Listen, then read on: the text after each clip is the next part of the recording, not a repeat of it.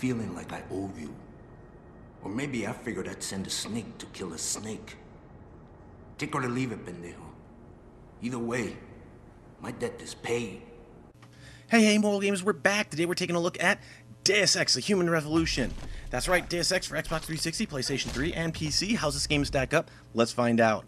The story kicks off in a cyberpunk future, where humans are now being augmented into cyborgs. Half man, half machine, all awesome. But some people don't think it's so awesome. So, as a result, they've bombed warehouses and stuff, trying to prevent this human revolution. You play the role of Adam Jensen, who in an incident loses his life and his girlfriend. However, being brought back to life by David Seraph, owner of Seraph Industries, you are now the head of security and you get a second shot at life. This time around, you will be unraveling conspiracies for Seraph Industries. Now the question is how you're going to play this. And that's where Deus Ex really shines. You can take multiple approaches to the game.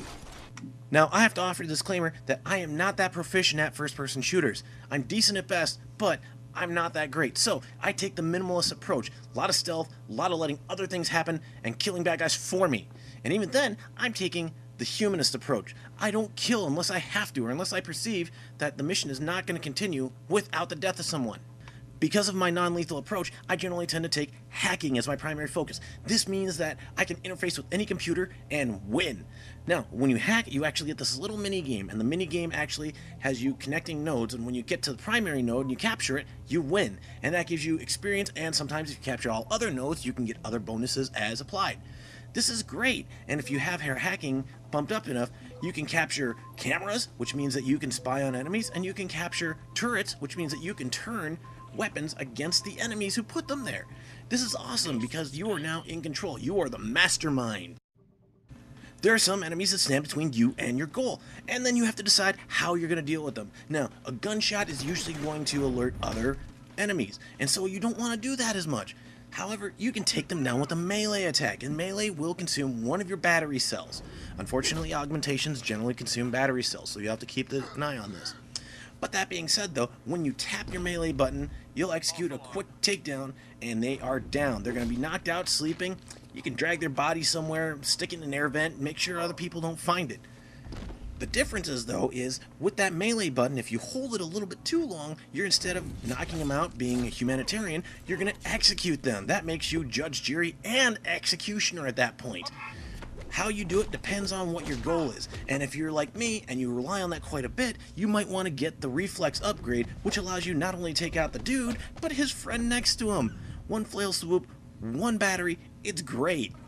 As the story progresses, you will end up in boss fights, and boss fights are ridiculous. Now, if you're one of those up front, take him out, you know, heavy arms type people, yeah, great, you will be totally ready for this. If you're like me, you have to find a thinking man's way around this.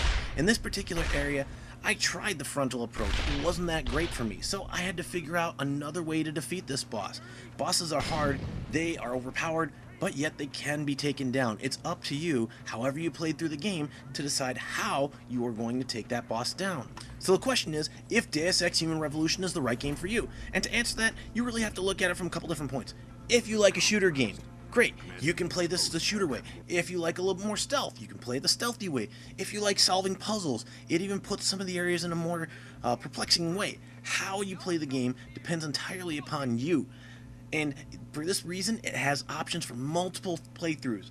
And how you interact with people will also determine how the game plays out. If you wrong the wrong person, he's going to come back later and he's going to haunt you. So this game definitely has some replay value, and for the 20 bucks it's going for in like Walmart, Target, whatever, I would certainly recommend this game.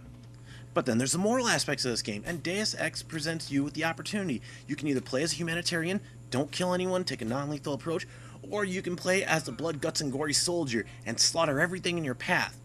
How you play is completely up to you and your morality. In addition to that, Deus Ex also contains quite a bit of profanity within the dialogue, so you may want to keep that in mind. Also, Deus Ex does include quite a few hookers and pimps and things like that. Now, this is in some of the shadier aspects of the district, and you really can't avoid them, so these are things to consider when choosing if this game is right for you and your family.